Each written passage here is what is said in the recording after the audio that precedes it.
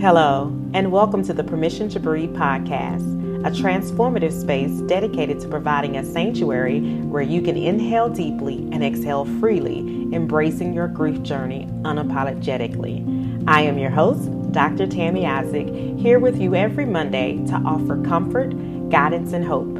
Together we'll navigate this path, finding moments to pause, reflect, and breathe. Let's begin this journey side by side. Today's episode of Permission to Breathe is sponsored by Aurora's Grief Journey, my new children's book about navigating loss and finding comfort. Aurora's Grief Journey follows a young girl who's learning to cope with the loss of her grandfather. Through heartfelt storytelling and faithful activities, the book helps children understand their feelings and provides families with practical ways to heal together. If you're looking for a gentle resource to support a child through grief, this book is the perfect place to start. You can grab your copy today on Amazon. Thank you for tuning in. Now let's continue this journey of healing together. Hey guys, it's Dr. Isaac here, and welcome to Season 3 of the Permission to Breathe podcast, a transformative space dedicated to providing a sanctuary where you can inhale deeply, exhale freely, and embrace your grief journey without apology. Listen, I have truly missed you guys.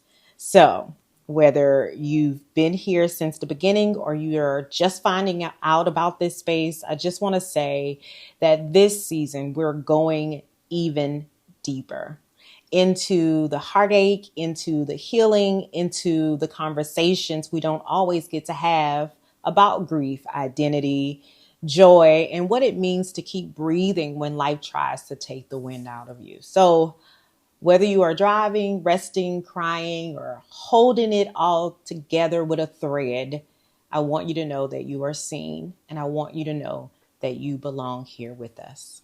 Let's begin. Welcome to episode 1 of season 3 of the Permission to Breathe podcast. I'm your host, Dr. Tammy Isaac, and I'm so honored to walk with you again. Today's episode is titled Grief, Glory, and the Cost of Freedom.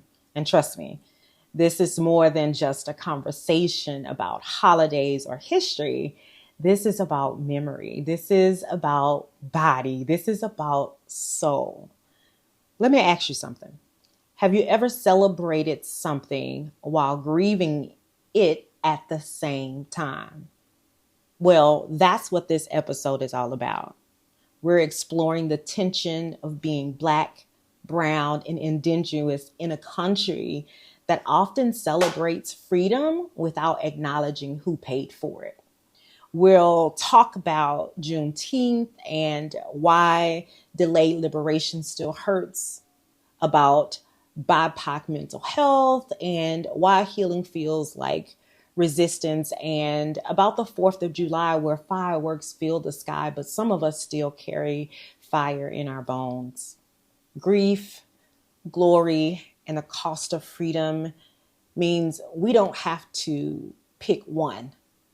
We can honor the sorrow and the strength. We can wave the flag while still asking hard questions. We can love this land while grieving what it has taken.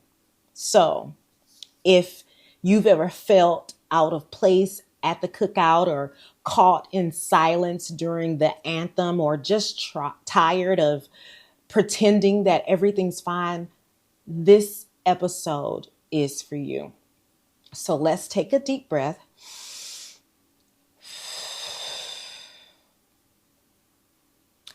And be mindful that this episode is about reclaiming the truth, honoring our people, and breathing through the pain that history forgot to hold. Let's get started. Let's begin where freedom was whispered long before it was honored, Galveston, Texas. The date was June 19, 1865. More than 2 years after the Emancipation had been signed, Union soldiers finally arrived to declare that the enslaved Black people in Texas were legally free. Now, can you imagine that? For 2 full years, freedom existed, but no one told them. And that's the grief we sit with. Juneteenth isn't just a celebration, it's a sacred pause, a spiritual sigh, a day that makes us confront what it means to be the last to know, the last to be valued, the last to be seen as fully human in a country that promised liberty and justice for all. There is joy, yes, joy in the music, the food, the gathering, but underneath the celebration is a quiet ache, a reminder that freedom was delayed. And when freedom is delayed, it leaves a scar. Our ancestors danced that day in 1865, not because the system worked, but because they survived it anyway.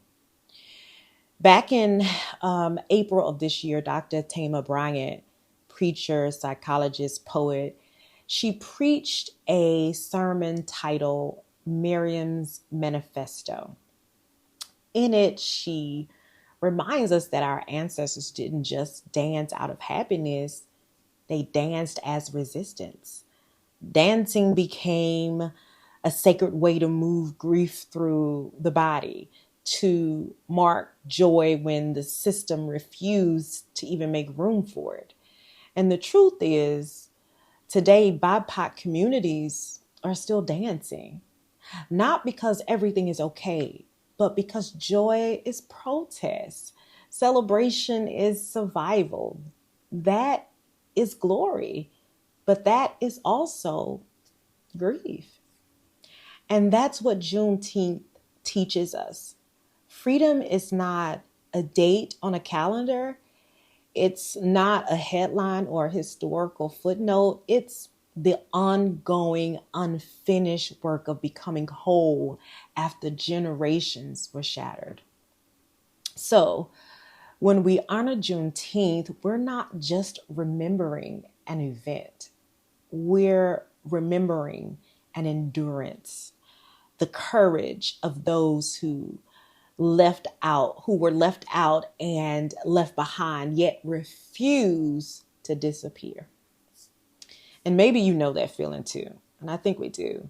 Maybe there's a part of your story where freedom came late, or healing didn't show up on time, or justice never knocked on your door, but you're still here. You're still breathing. And like our ancestors, you carry both the memory of the chains and the strength it took to break them. That is grief, that is glory, and that is the cost of freedom. We are not romanticizing history, right? We are honoring both the weight and the will. We name the grief of those who never lived to see the promise. And we honor the glory of those who moved their feet anyway, who gathered, who sang, who dared to hope. Freedom shouldn't have to be fought for over and over and over again, but it has been. And while that truth is heavy, it's also holy. Because when we breathe through this part of our story, we remember we're still here. We remember we are still moving.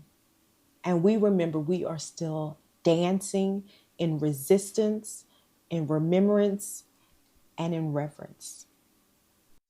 Now, let's shift into another layer of this conversation.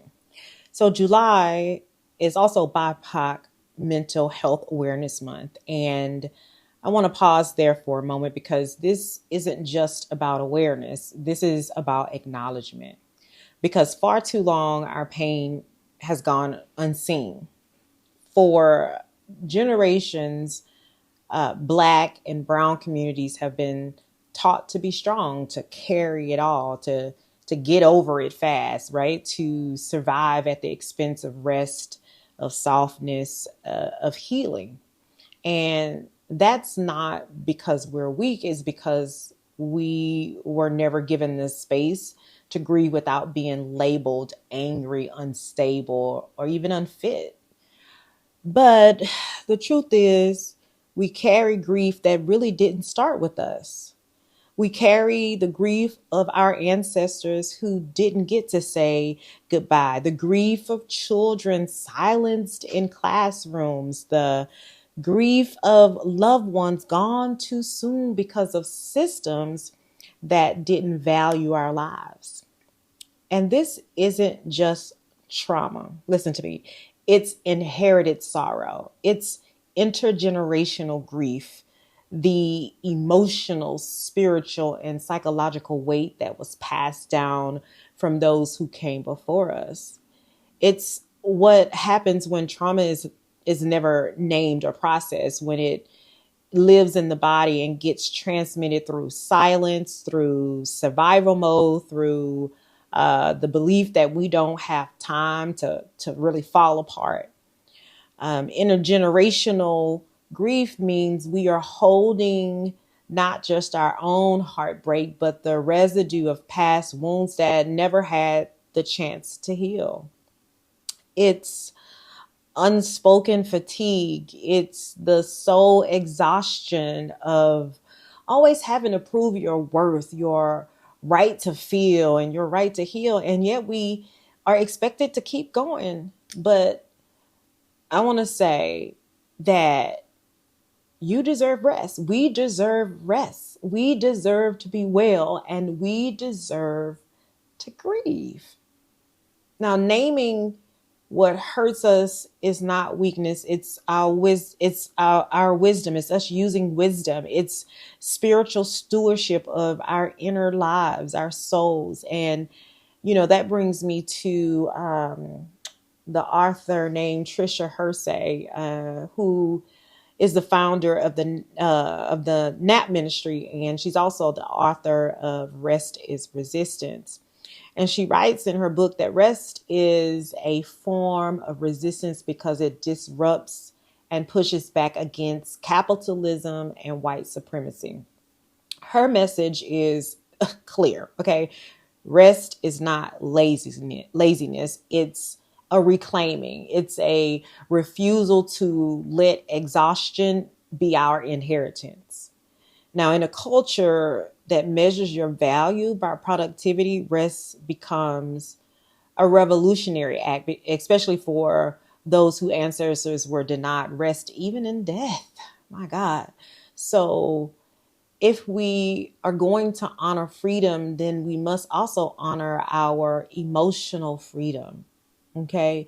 The freedom to feel what's real, to feel what we feel, to name what's heavy, the freedom to slow down and say, I am not a machine, I am a soul. The grief we carry may be collective, but it's also healing.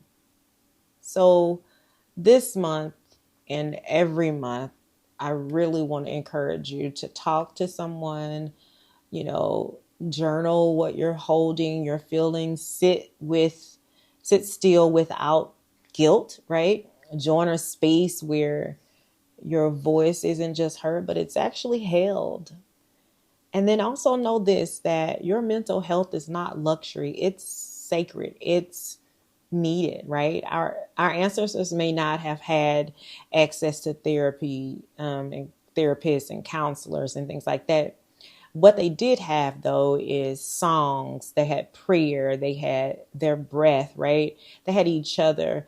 And now we have all of that, plus tools, plus support, plus language. So we need to use that. Let's use that, because grieving in silence is not a requirement for strength. And healing in community is not a sign of weakness. It's actually a sign that you still believe in hope. And hope, it really is a holy work. Now let's talk about the 4th of July.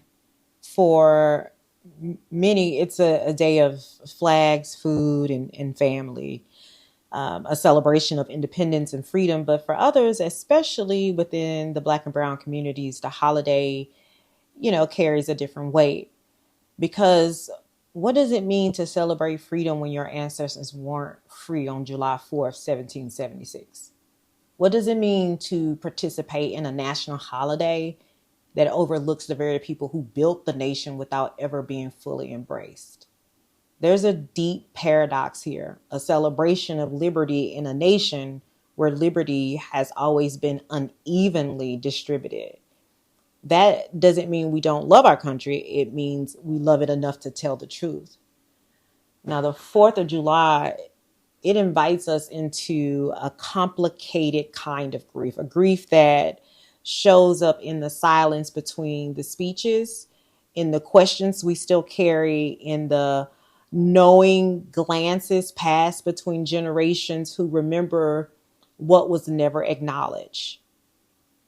Frederick Douglass captured this tension in his 1852 speech titled, "What to the Slave is the 4th of July?" Now, he called the holiday a celebration that did not include those still in bondage, a reminder of promises made but not yet fulfilled. And in many ways, that tension is still very much alive. But here's where the sacred complexity comes in. Even in the midst of that grief, many of us still gather, we still grill, we still laugh, we pass down stories, and we share food, and we honor the strength of our roots, because BIPOC communities have learned how to hold grief and joy in the same hand. Even if it was not something that we intentionally did or knew how to do, it was something we had to do. And we don't deny the injustice. We've just learned how to celebrate ourselves in spite of it. We know how to create beauty even when the backdrop is broken. So the 4th of July isn't always about patriotism. It's about presence. It's about reclaiming space in a country that hasn't always made room for us. It's about choosing to be fully alive, even while still fighting for your full humanity. And maybe for you, this day comes with, mixed emotions. And that's very much okay, because you don't have to choose between grief and gratitude. You don't have to pick between honesty and celebration. You can hold space for both, because freedom is, when it's real, it makes space for all of you, your joy, your pain, your questions, your hope. And so if you find yourself feeling both proud and pain, both connected, but also conflicted, just know this: you are not ungrateful. You are not unpatriotic. You are just simply telling the truth. And truth telling, that's a different kind of liberation, one that doesn't fade after a single day, but one that helps us build something more honest and more whole. So what do we do with all of this? With the grief of delayed freedom? What do we do with the weight of inherited sorrow? What do we do with the complexity of loving a country that hasn't always loved us back? What do? We hold the tension and we don't let go. It's a lot like a game of tug of war. There's resistance on both sides. One side is pulling for healing, for joy, for equity, for truth. And the other side is tugging with silence, with denial, with systems that want to erase our memory and numb our pain. The the sacred work for us is to hold on, not just to one end of the rope, but to the whole story. The struggle and the strength, the lament and the laughter, the grief and the glory. Tug of war teaches us something. It teaches us that when you let go, the tension is lost. The story unravels, but if you hold steady, even when it's hard, you honor both the resistance and the endurance that brought you here. Our ancestors didn't hold on just for us to shrink. They held on so we could speak, sing, rest, resist, and build something new. And that requires our voice. As Zora Neale Hurston said, if you are silent about your pain, they'll kill you and say you enjoyed it. Silence might feel safe, but it's costly. It robs us of truth, of healing, and of legacy. That's why we speak. We remember, we name, and we rest. Tricia Hersey of the NAP Ministry reminds us that rest is resistance, that reclaiming our rest is a rejection of grind culture and this intergenerational exhaustion, that for people whose ancestors were denied the right to pause, stillness is still sacred. So what does all this look like in real life? It looks like, instead of fireworks, I'm lighting a candle on Juneteenth, not just to celebrate, but to honor. It looks like choosing rest this month, not as laziness, but as liberation. It looks like telling the truth about your grief, even when others want you to smile through the pain. It looks like breathing deeply when the world tells you to push past what hurts. Because breath is sacred, and so are you. Now, as we close, I want to leave you with this. Where in your life are you still pulling on the rope, hoping for healing, holding for change? What grief have you inherited that you haven't named yet? And what would it look like to turn your rest, your truth, your joy into resistance this season? Now, you don't have to fix it all. You don't have to carry it alone, but you do have permission to breathe in the middle of it all. And that might be the holiest kind of freedom that you could ever have. Thank you for joining me for this sacred conversation. This conversation that holds both grief and glory, sorrow and strength, history and healing. If this episode has stirred something in you, if it made you pause, made you breathe, or made you feel seen, don't keep it to yourself. Share it with someone who might be holding their own rope, their own story, and their own silence. And then I ask that you subscribe to the Permission to Breathe podcast here on Spotify and Apple or wherever you listen so you don't miss what's coming this season. And if you need a space to explore your own grief journey, visit me on the web at www.drtammyisaac.com to learn more about how I can support you through individual sessions, resources, and community care. I want you to know as we close out, you deserve to breathe, you deserve to rest, and you deserve to be whole. Until next time, keep holding on, keep honoring your story, and most of all, give yourself full permission to breathe. Thank you so much for joining me today on the Permission to Breathe podcast. I hope today created space for you to breathe and find peace on your journey. I invite you to join me again next Monday for another episode as we continue to navigate this path together. Don't forget to like, subscribe, and to share the podcast. Until next time, take care and keep breathing unapologetically.